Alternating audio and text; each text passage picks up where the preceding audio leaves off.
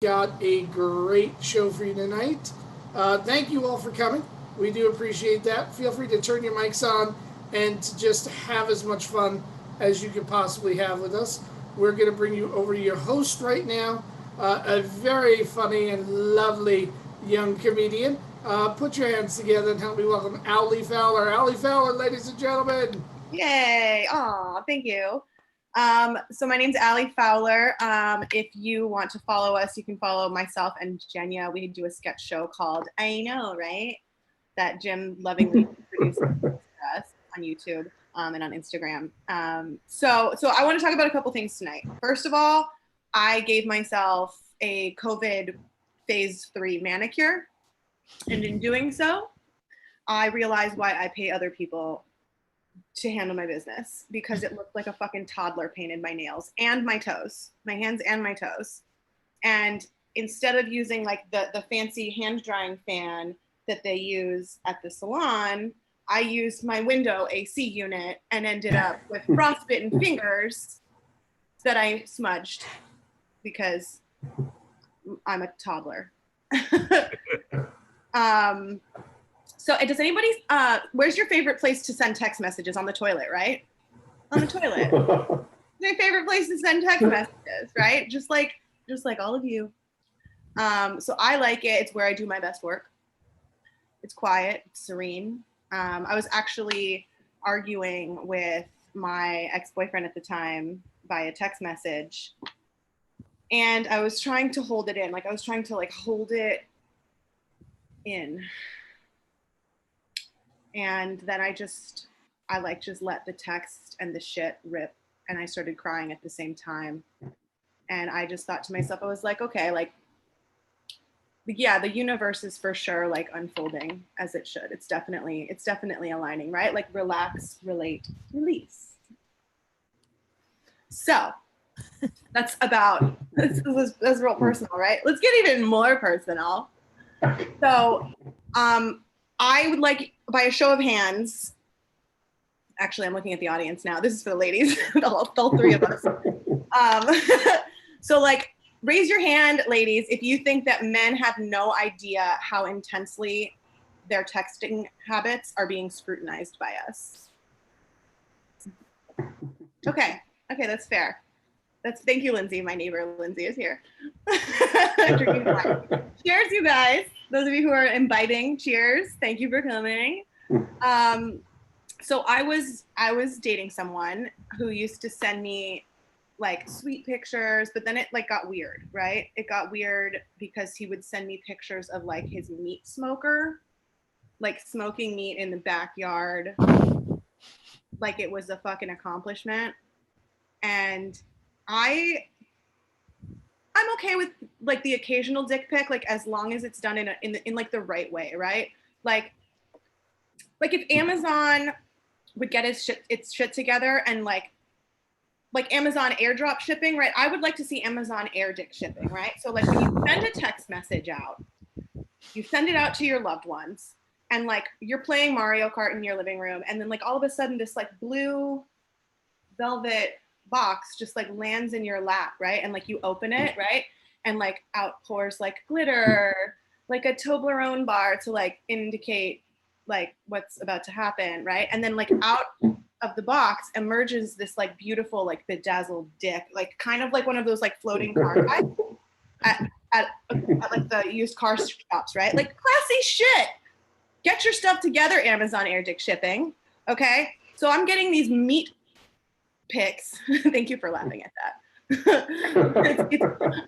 I'm gonna start working for a tech startup now. So I, instead of getting like meat smoker pictures, I would prefer like your standard everyday dick pic, right? Because it's COVID, we can't go anywhere. There's certain limitations placed on us, right? So like, I don't, honestly, at that point, like when I was getting these pictures of like meat, of like smoked meat, like I didn't even care if like it was Manscaped. Actually, no, that's not true. I do care. I care about that because like, dudes, like handle your shrubbery, okay? Like do us all a favor. Handle your shrubbery, manscape yourself. It's just polite. It's just polite. We do it for you. We do it for you. We love that shit. Okay? So the dick pics over smoked meat, right? Any day, right? Am I wrong, ladies? Dick pics, smoked meat. Just polling, just taking the temperature of the room. Get it? It's a COVID joke. Taking the temperature. It was a shitty joke, right? So, because like, right, when you send me, if you send me like smoked meat, it's like, what am I supposed to do? Like, get really excited and like run to the bathroom and like rub one out because you sent me a picture of a steak? No. No, that's not how that works. So either step up your dick pic game, like buy us dinner instead of a smoking steak. All right. The last thing that I want to talk about is, so today I was actually on the subway and I was going to meet a client for coffee, and I like sat down on the A train and I was like, fuck, I have to pee right now. Like usually I'm pretty good at like managing my bodily fluids, right? But like I sat down and it was like that moment. You've all had it. Like you're in transit, you're like ready to go, you got your purse on, like you guys, you have like phone keys, wallet, like whatever your checklist is, right? And you get in the car or like you get on the train and you sit down and you're like, oh no, it's gonna happen. It's gonna happen for sure. It's gonna happen right now, right? So like I'm fairly certain that like I like peed inside myself today on the A train. And then I got off at the next stop and like ran to a socially distanced Starbucks, right? Because like recycling your pee saves environments, right? Jeff just said I would clearly rub one out to the picture of the steak. And on that note, please welcome to the stage, Eugenia Starsev, my scene partner, and the star of our sketch show, I Know Right. Hi guys. So my name is Eugenia Starsev. My name comes with a warning that any attempts to spell or pronounce my name might result in brain injury. Presuming that you already, or you have a brain, because in the past 4 years, it became very clear that not every person, woman, man has got one. Camera, TV. Aced it. So I came to America about 20 years ago. And it was pretty good. It was pretty good. Still is, because I'm white. In fact, I guarantee that I can drag a nuclear bomb through the entire Manhattan and no one will stop me to check my bags. Yeah, because I'm pretty. Thank you. So yeah, I've lived in America for almost 20 years, and there are still some things that I don't understand. Especially the language, let's say, right? Like, for example, the phrase horseback riding. Like, as opposed to what? Horse front riding? Like, how many people have tried to ride a horse from the front that it had to be cemented in the language of how to properly ride a horse, right? Or for example, the phrase, I'm going to be completely honest with you. Like, were you not planning on being completely honest with me before I said something that put you on the path of truth? You fucking liar. I don't even know why this phrase is so popular in this language. Like, seriously. Oh man, it's tough to be Russian these days because I'm Russian. You know, I'm either being called a prostitute or a Trump supporter, and I'm not sure which one's more insulting. Speaking of insults, a lot of men are asking me to teach them bad words in Russian, and I never do, because that's how it looks in the receiving end. You know, when you're sitting with a guy, you're having a nice, date or something, and the guy's like, oh, you're Russian, ты пиздабlet. And he just called me a cunt and a whore to my face in my language. And I'm like, were you planning on not getting laid tonight? because it totally worked. I'm being asked a lot of questions. I'm being asked questions about my food, you know, the Russian food. People are like, oh, what do you eat? And well, a lot of you probably know about pierogi. You know, pierogi, it's like a meat in a dough, right? And we also have pirashki. Pirashki is like mini pierogi. It's like meat in a dough. We also have pelmeni. Pelmeni is meat in a dough. We have belishi. Belishi is meat in a dough. We have chibureki. Chibureki is meat in a dough. We have manti. Manti is meat in a dough. And if you're thinking that meat in a dough is all we eat, that's not true. We love soups. Russians love soups. We have borscht. You probably heard of that one. It's meat with vegetables. We also have shi. Shi is meat with vegetables. We have salyanka. Salyanka is meat with vegetables. And we have akroshka. Akroshka is meat with vegetables. But it's cold. It's a summer soup. And if you're thinking that we couldn't possibly put meat in a dessert, we have meat jello. All right, thank you guys. My name is Genia Startsev. Thank you so much for listening. Back to Ellie. Genia Startsev, everybody. Thank you so much. You killed it. It's a meat themed show. I love meat. So please welcome our next comic, Cats, just Cats. Hey, how's it going? Yeah, that's about right. So I don't know. I've been hearing a bunch of like cool stuff lately. Like recently, I learned that there's a toddler toy critic. Yes, I said a toddler toy critic. This kid is making like $20 million just playing with toys. At that age, I was playing with like rocks and sticks, I think. Because, at my age, like they didn't have like fancy toys back then, But yeah, this kid, this kid, is being sent next season's toys by all these like Mattel and Hasbro, and they're like expecting him to like give reviews and his opinions on these toys. Like what are they expecting him to say? Like, oh yes, the RoboShark Former 2000. It's very aesthetic. It fits well in my hands. The balance is perfect.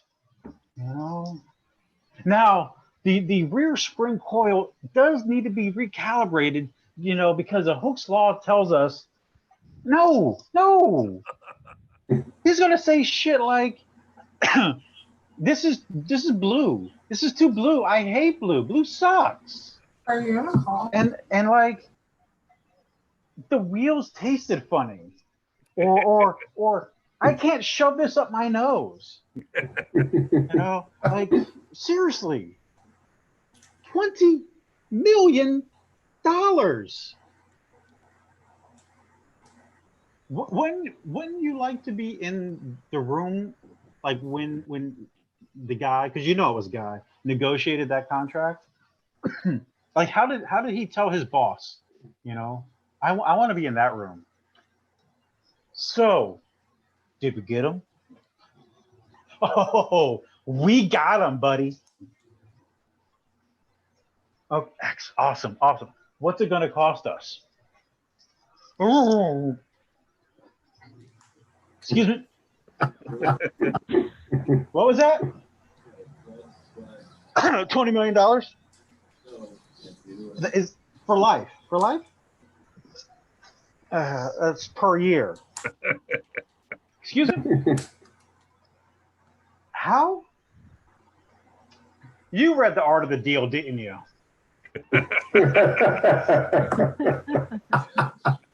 I mean, did you try offering him cake first? Now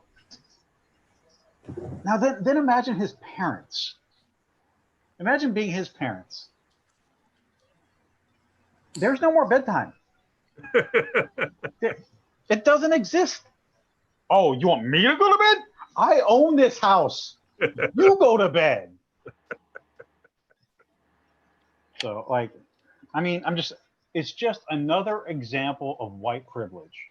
You know, because this kid is getting paid $20 million a year playing with toys. That's more money than the village that made those toys make. True. And you know the kids. What?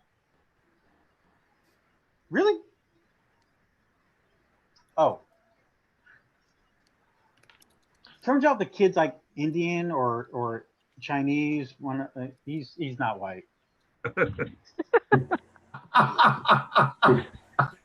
But this is just another example of male privilege because you know he's making more than his female counterparts. So I've been reading a lot of self-help books lately because look at me. You know, it's because I really lack confidence. Like I have such low self-esteem that I can't use the bathroom in public. And no, it's not that I'm worried about some guy like peeking over at me at the urinal. That ship has sailed. It is what it is at this point.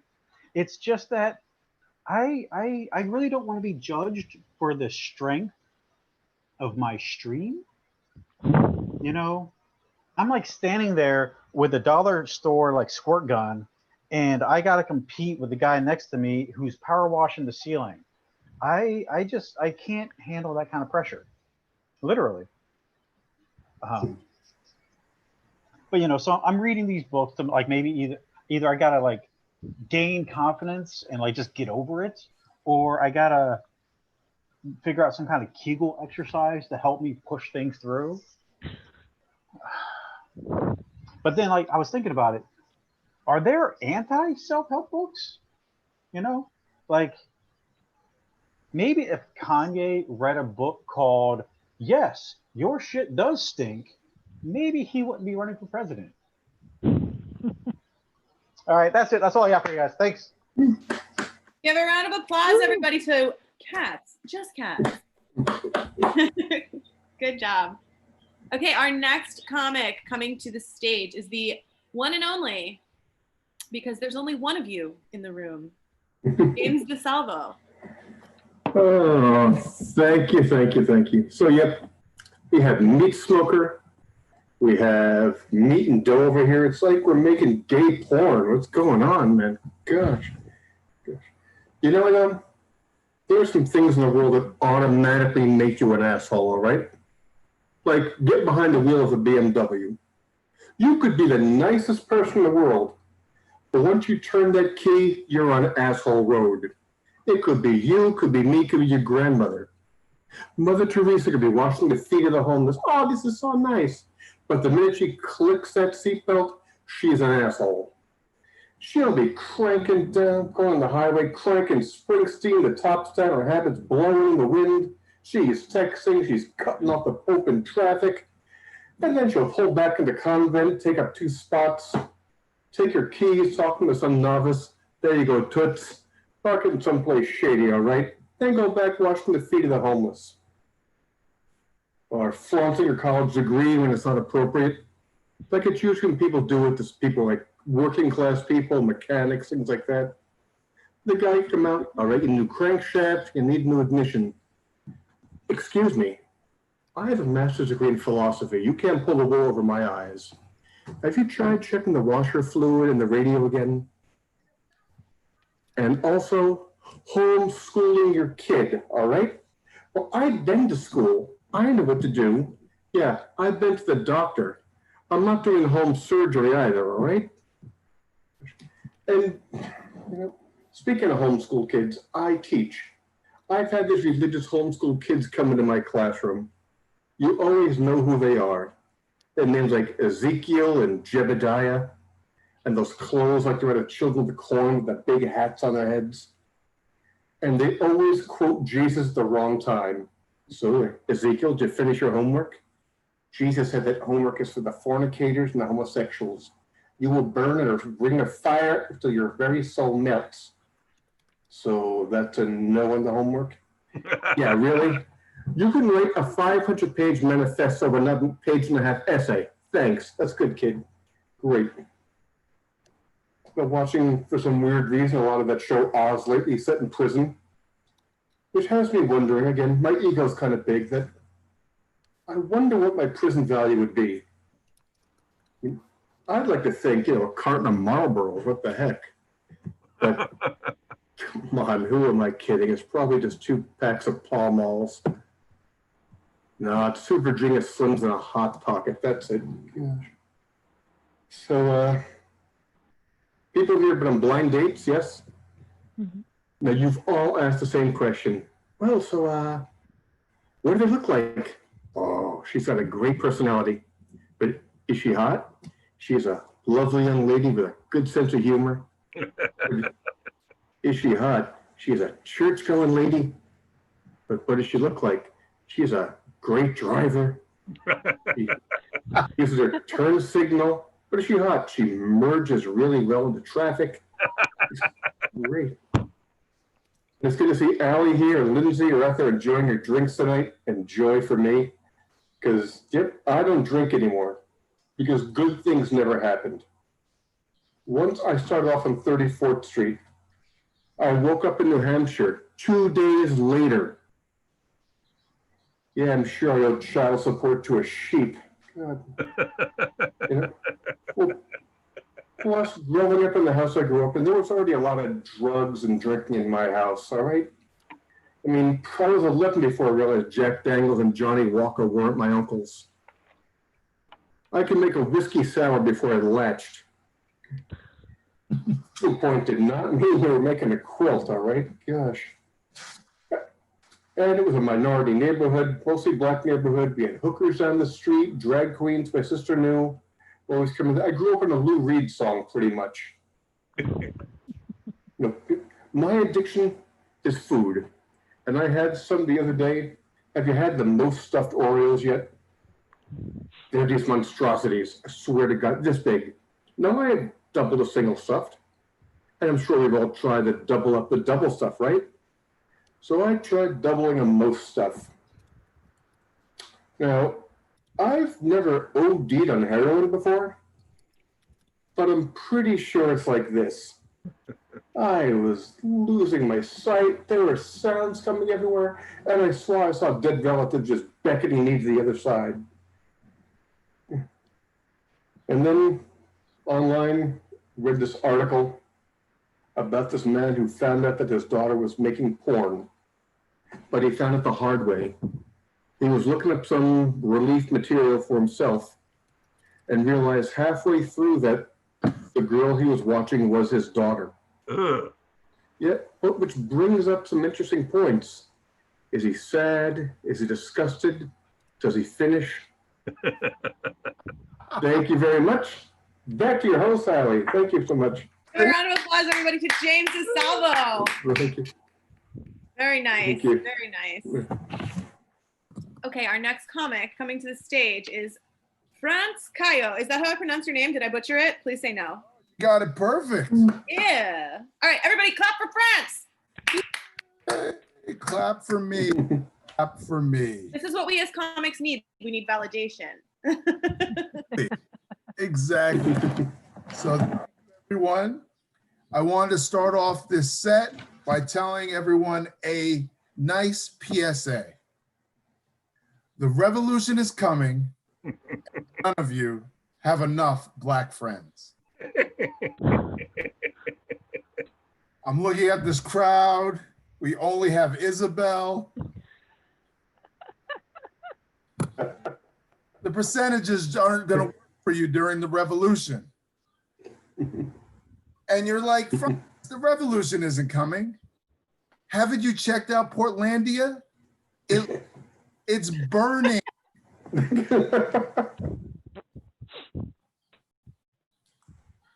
There are white women surrounding Black people to protect them. The revolution is coming.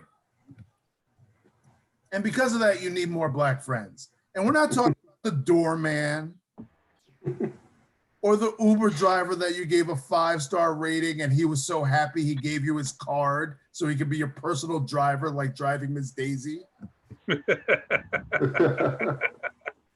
Those people aren't going to protect you. They're not going to inform you about what's going on in the world. And many of you are sitting there going, but Franz, I watched The Help.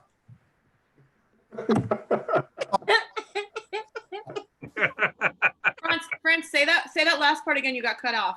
I said, but Franz, I watched The Help. And I listened to Bob Marley songs. Revolution. But what you need real Blackness.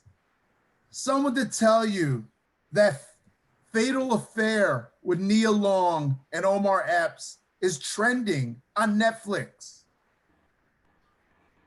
But no, many of you are brought up during the time of Charles Schultz and the example that Charlie Brown gave you all, that you only need one Black friend.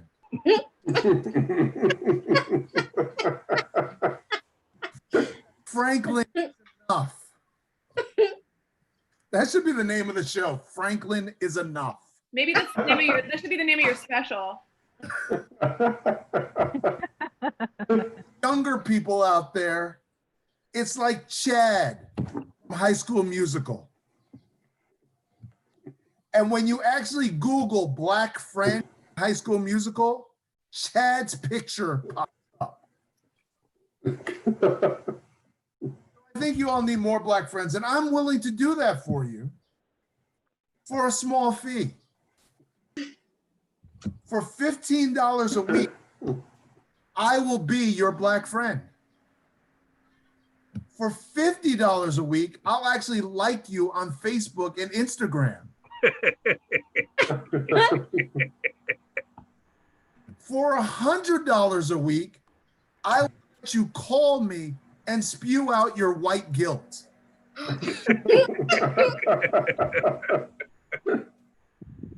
And you all are probably sitting there and going, well, Franz, there are many Black people out there. I don't need you as my Black friend. I could find anyone out there, but all Black people are not the same.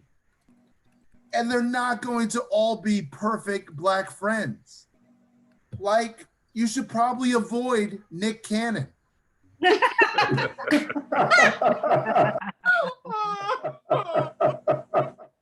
Or Kanye West.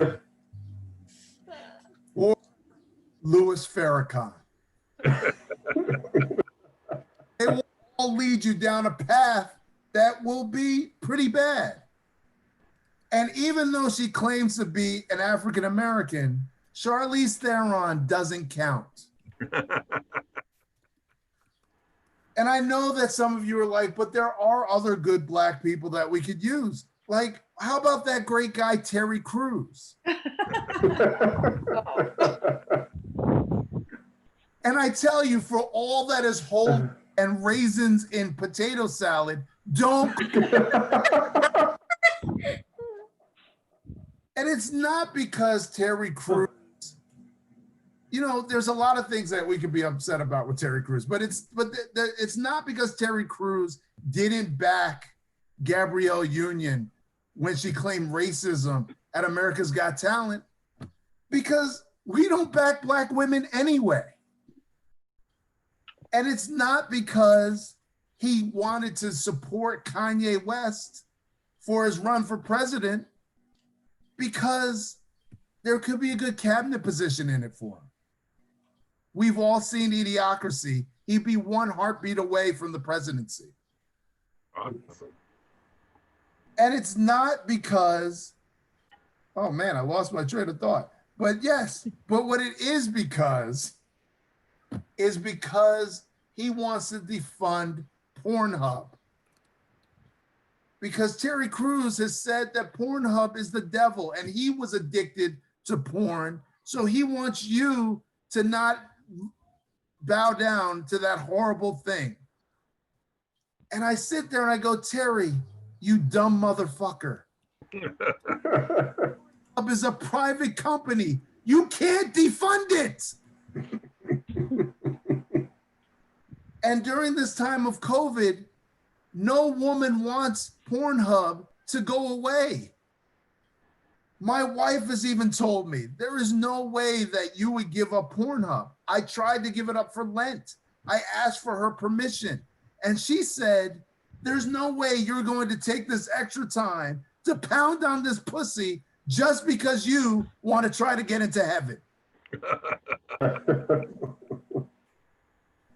So for that, I implore you to just call me for your Black friend and stay away from the Terry Crewses, the Charlize Therons, the Kanye Wests, and Nick Cannons of the world.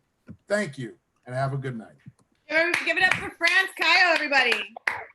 Woo! France, you killed it. It's beautiful. You guys are doing a great job. I love this. Our next comic is Stuart Gibel. Is that the right pronunciation of your last name, sir? That's excellent. All right, Excellent. cool. Thank you very much. Thank you very much. Anyway, my name is Stuart. A marketing executive would probably categorize me as a 59-year-old liberal, Jewish, white privileged, slightly depressed, slightly overweight, straight man with 2 grown kids. But sometimes those guys get it wrong. So anyway, I was living a pretty boring life a couple years ago. I needed a hobby. And, you know, since I'm a white guy, there's only so many things I could choose. You know, I wasn't into hacky sack or ultimate frisbee or disc golf or stacking up rocks at the beach like those idiots do. And there's no way I was going to get up at 4 in the morning to look at birds. Okay? Just not going to happen. So as my hobby, I picked online dating. Now, if you come here to hear about how terrible online dating is, you've come to the wrong place. Because my experience was pretty good. Mostly because I'm a 59-year-old man in a world where there's a shortage of men. And plus the demographics. When I was younger, all the women wanted older guys, and now the older guys my age want to date, for some reason that I don't understand, they want to date 25-year-olds. It makes no sense. Plus, there's the homosexual factor. And if you're gay, thank you. Thank you, thank you, thank you. You're out there, you're fabulous. The women love you, they want you, they can't have you, and here I am. So I had a lot of dates, mostly coffee dates, which were great. Because in the past, you used to have to pay hundreds of dollars to take a girl to a concert, and she wanted to go to the concert, so she said yes. So now I had lots of coffee dates, and sometimes they paid. It was fantastic. There is one thing about online dating that I really shouldn't mention it. It makes me sound petty a little bit, but I will anyway. And that is, women often stated, and these were straight women. I wasn't looking to see what the lesbians were doing. Wasn't doing that. They were always saying, oh, I have so little baggage. that you could put it in a small package and put it in the overhead bin. I don't know why airplanes became the storage for baggage. It should be like high school gym lockers or something. But anyway, if you have no baggage, you're either lying or you're bored. And why would I want to date you? Everyone has baggage. It's who we are. We can't go through life without getting it. And as far as sex is concerned, a woman with no baggage, guys, you probably have more fun in the morgue. It makes no sense. So I had, like I said, I had a lot of dates with women. They all had a little baggage. And one of my tricks was, to this be, this is a trick, I'm giving this away for free. Not like this Franz, you have to pay $15 a month. This is free. One of my tricks in the dating world is to be a halfway decent human being. Okay? I know that's tough. When a woman made me dinner, I would immediately get up and do the dishes. Many of them consider that foreplay. Okay? Just putting that out there. Okay? So anyway, as often happens when you date, you end up in a relationship. And so I ended up in a relationship. There's one thing I have to tell you about my now ex-girlfriend. She's bi. She's bipolar. And I know you were thinking, bisexual. And according to my extensive research on Pornhub, having a bisexual girlfriend is very handy. They have friends coming over all the time. Stuff happens. It's very exciting. But that wasn't me. I mean, once in my life, I did have sex with two women in the same year. So that is no longer on my bucket list. But anyway, bipolar women are a lot of fun. She had a lot of energy. She got up early. She made me breakfast. She brought it to me in bed. She packed my lunch. When I came home, dinner was ready. Lots of sex. And some of it was with me. Okay. So that was good. But the problem is that people who are bipolar crash. And when they crash, it's no fun. There's nothing you could do. You can't get them out of bed. It's the way it is. She finally got better. And then about 6 months later, we broke up. Now, when people break up or get divorced, they always say, oh, your relationship failed. Oh, your marriage failed. Failed. Relationships don't fail. They expire, okay? It's like Fight Club. They go on as long as they need to, and then they're over. So we broke up, have some memories. I have some gifts, new underwear, which you get with every relationship I've learned, and a little bit of baggage, just a little bit. And so, like I said, it didn't fail. Just like my time right now, it expired. Thank you very much. Good. Very nice. Everybody give a round of applause for Stuart Gibbo. Nice. So our next comedian coming to the stage is the one and only Isabelle Pierre. Ooh, I like this one. I don't know why, but I'm into it. Let's do this. So Ghislaine Maxwell, you guys, she's holding it down for all the female pedophiles, It's not right that men have had a monopoly on the game for this long. They get all like the Law and Order storylines. They get all like the cool, complicated crime show characters. There are female actresses out there who cannot wait to play pedophiles and have a multi-episode arc. So, girls just want to have fun. There's a whole genre of like female pedophiles on Lifetime. There used to be. And they're all teachers with these like femme fatale types trying to get out of an abusive marriage. So there's no recourse but to seduce a 14-year-old boy. And instead of painting these women as predators, all these movies gave them these really sad stories. It's also like sex with a 14-year-old boy. Like the only people who want to have sex with a 14-year-old boy are pedophiles and high school seniors. And have you seen the documentary? There's a scene that exonerates or tries to exonerate Bill Clinton. It's like one of the girls says that he was on the island. One of the survivors, I should say, says that he was on the island, but she never saw him with an underage girl. And I was like, oh, so he was on the island vacationing comfortably while he watched girls about the same age as his daughters prance around. This is totally fine. Totally fine. Nothing to see here.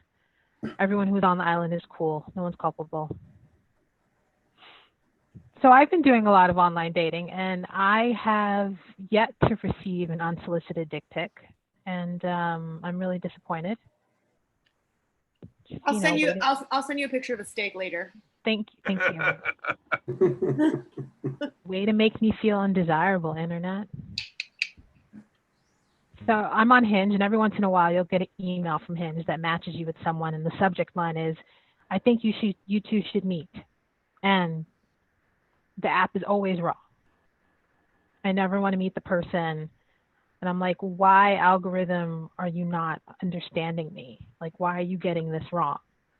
Because Instagram, I basically do all my shopping on Instagram now because every single ad is so perfectly targeted towards me that's become like my new Amazon. And I feel like online dating is different from like the mobile dating we do now. It's like, I felt like when online dating first started, you had to put more information in your dating profiles. And now all these apps just like encourage you to post a bunch of photos, and you're answering all these like terrible, lame icebreakers. It's like, don't message me if, or this is the photo my mom has up on my fridge or on her fridge. And it's like as if your mom doesn't have anything better to do with her time. And men always have the same, like, the same answer to this question. It's like, I like you if I text you back. You mean basic fucking communication? Like, got it. Thank you. I will lean into that. But you know what? If Ghislaine and Jeffrey can find each other, my person is out there too, I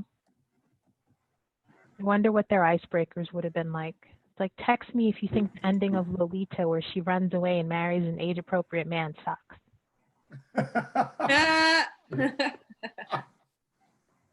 You should message me if you think the age of consent is too high.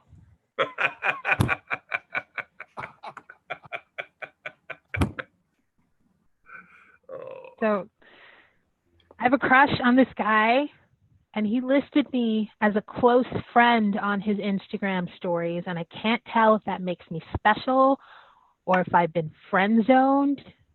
Now I'm obsessed over it. And I realize when I have a crush, I don't just dream about the relationship, I dream about the breakup too, because it's eventually gonna happen. It's always messy. It's like we've spent years together and we've thrown it all away. And I'm so emotional in these fantasies, but in real life, I know a relationship is over when I start fantasizing about the guy's death. It's like the cleanest way to have a breakup is to just not have to process anyone else's emotions.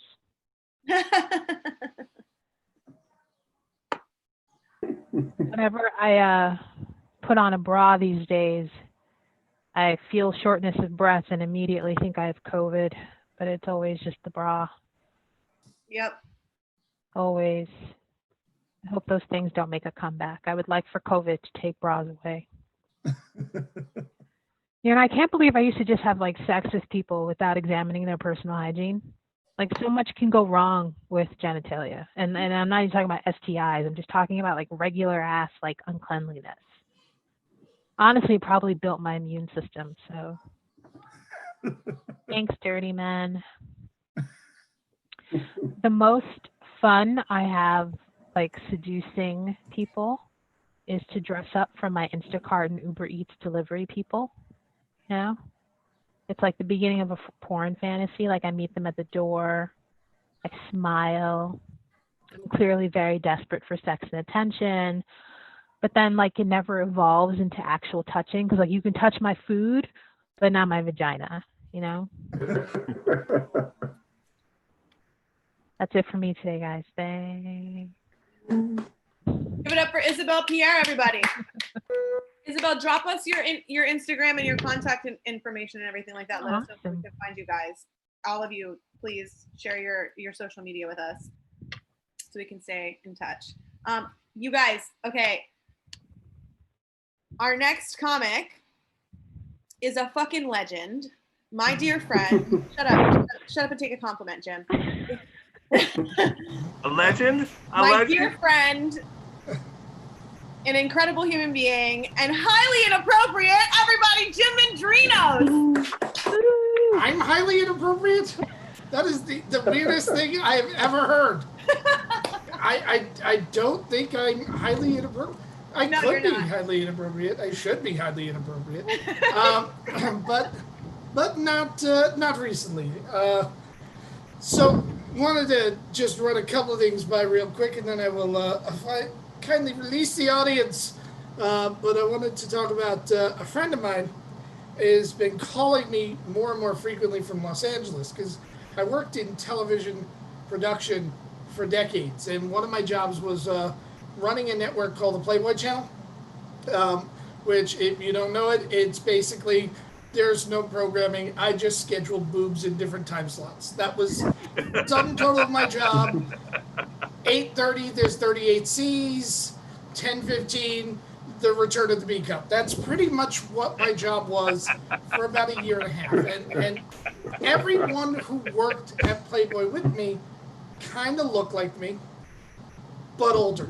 Like, they looked like the old white dude I was going to become. That's what they looked like. And but here's the thing. I did not embrace the lifestyle because they would just go to the Playboy Mansion and hunt. That was their job. They went to the Playboy Mansion to find somebody that was 24, 25 that they could hook up with and have a really good time. And I understand that when you're old and you have sex with someone in their 20s, it almost feels like there's going to be a youth transference. But it doesn't happen. It never happens. And I don't have the stomach for that. And here's why. Because I've embraced my crankiness. Do you guys know what I mean by that? Like, there's a part of me that is easily annoyed, and I embrace that. And if you easily annoy me, I fucking hate you. And there's just no way around that. Like, I'm one of these people that 3 minutes into a conversation will go, excuse me, and just walk away without an explanation. Like, I clearly thought you were a jackass. I'm not continuing the conversation. We have no need to be in each other's lives. Back when I was dating, I actually, in the middle of a date, had a woman look at me, stop, cold date, and go, you think I'm stupid, don't you?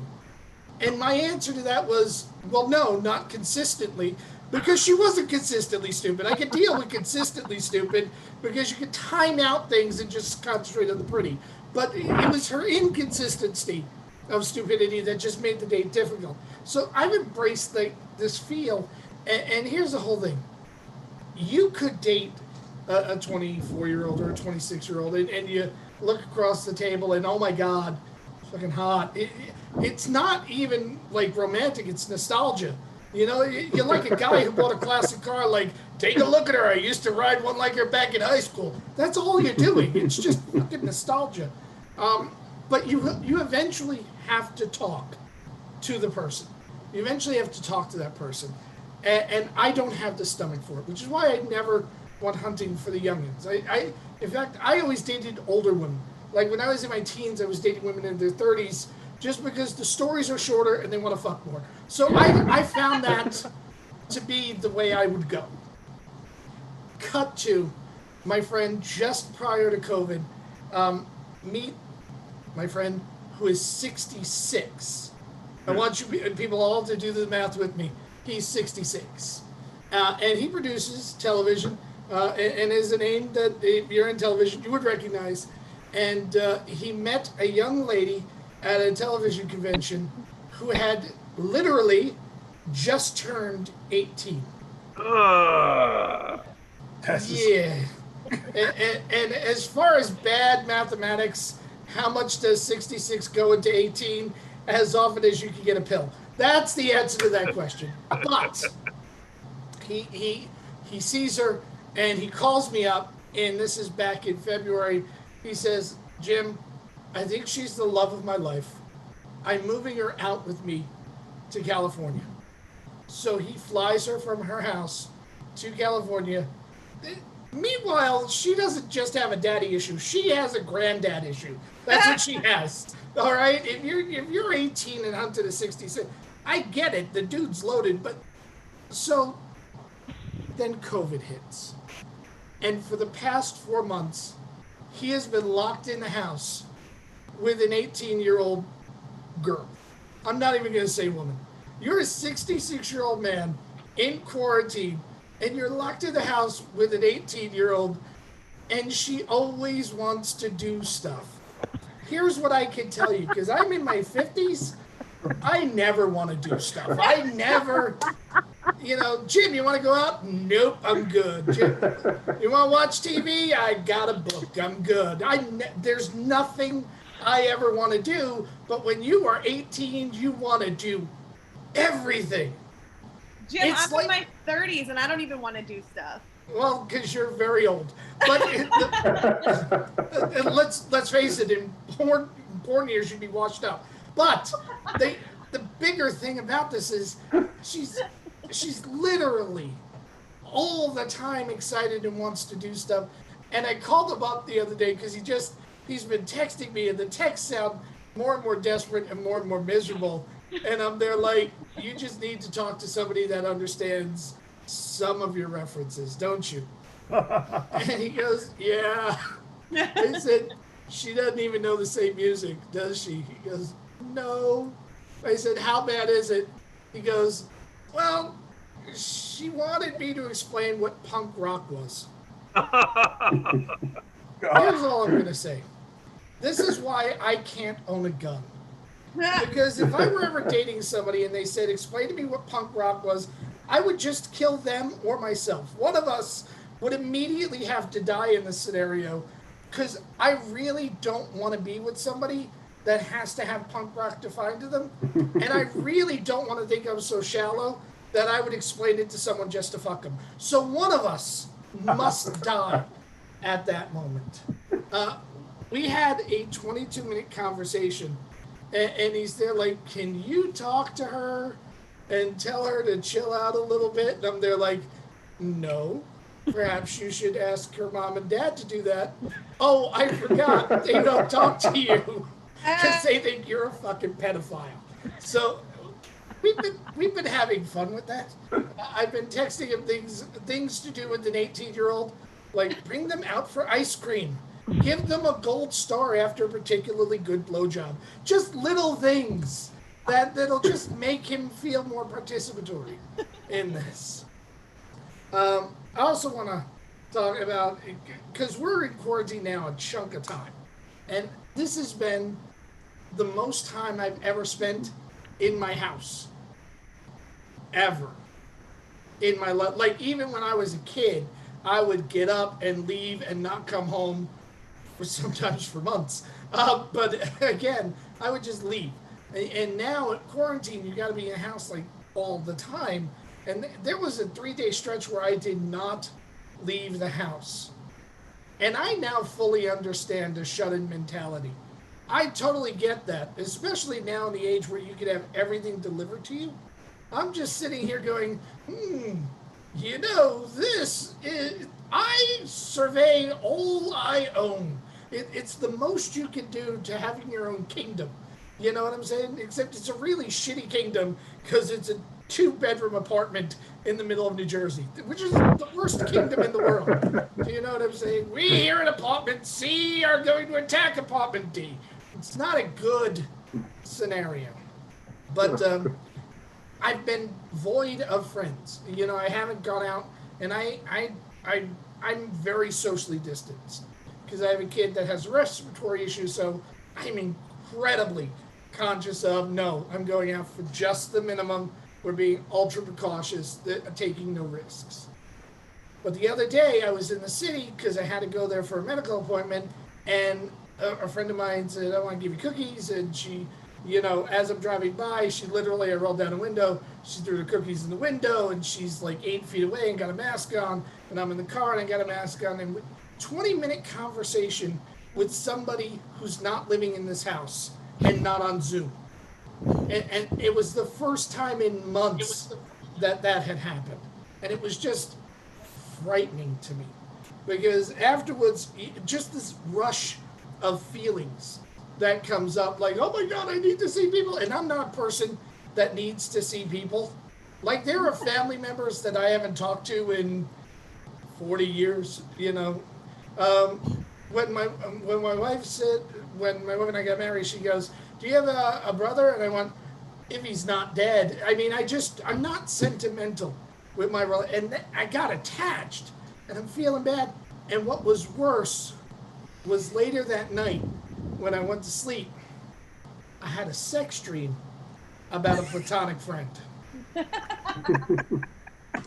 Which is bad enough. But then the next day, when she called me to check in on me, and I'm there like, I don't think I should be talking to you. I don't know how to handle this. My emotions are all over the place. Don't ever call again. And I hang up, and I'm just there like, okay, time to bring back in the isolating skills. This is the last thing I'm going to talk about, and then I'll wander off of here. I'm going through some health stuff right now. So I had to go to the doctors, and here's the problem. My mom was a huge hypochondriac. Like a huge hypochondriac, like anything. If my mom saw the commercial, she automatically had the disease. I think I have erectile dysfunction. No, you don't. Calm the fuck down. She was one of those people. She thinks she got it all. So conversely, if you're a child of somebody who is that much of a hypochondriac, I, at the exact same time, think I have every disease and I'm indestructible. Nothing will kill me. I automatically both. Like, I had a 9-year stretch where I never went to the doctor or hospital. I'm one of these people that my arm could fall off and I'd be there like, I'll just walk that shit off. I'm one of those people. But at the same time, when the doctor goes, do you experience this? I think I do. What about this symptom? Yes, I do. What about this? So apparently, not only do I have COVID, but I also have syphilis. I have night blindness. Apparently, I've got all the diseases rolled up into one, because every time they're mentioning a symptom, I'm there like, I'm sure at some point in my life I've had that. And so when you're the child of a hypochondriac, you can never get a good indication of where you are medically. Because the other part of that is, no matter what news you hear, you're never going to believe it. And it doesn't help that the doctors don't believe it either. For instance, whenever I get blood work, and they take my blood work for diabetes, given my weight, it's like the doctors want me to be diabetic. It's like they just want to go, ha-ha, that's what they want. And the one good thing about, Mediterranean genes, I'm not. I don't have it. So every time the doctor takes that little pinprick to see if you're diabetic, he'll do it. He'll look at the test and he'll go, the test was wrong. Let's take it again. And I'm there like, you got one more. And then I'm going to punch you in the throat when you try and take another needle. And I'll do it again, and he's there like, I don't understand why you don't have high blood sugar. And I'm there like, I got one good fucking thing in life. Let me have it. That's all I'm saying to you. Just let me have it. And the worst part about it is needles. I don't know what phobias you guys have, but I literally have been in war zones to perform comedy. I literally have been in war zones in New York City to buy drugs in the 1980s. I've had guns pulled on me. I've been stabbed 3 times. None of that frightens me. You want to get me to scream like a 14-year-old schoolgirl, you need to show me one of 2 things. a needle to take blood, because I might fucking pass out, or if there is a roach anywhere in my vicinity. I have literally moved from apartments when, like, a roach, boom, go. And not just moving.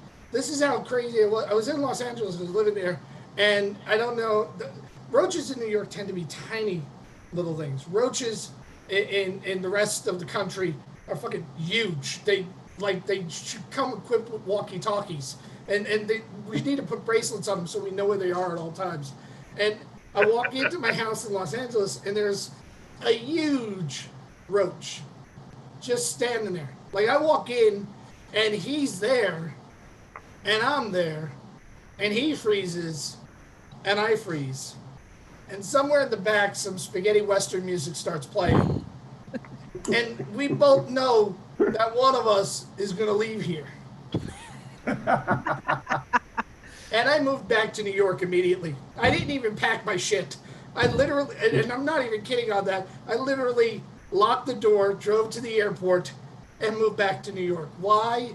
Because at least I know the roaches here are tiny, and I can run from them. When they're that big, I'm afraid they can catch me. Now, it makes no sense. And that is the greatest thing about fears. Fears make no sense. But they're fun when you know somebody else's fear.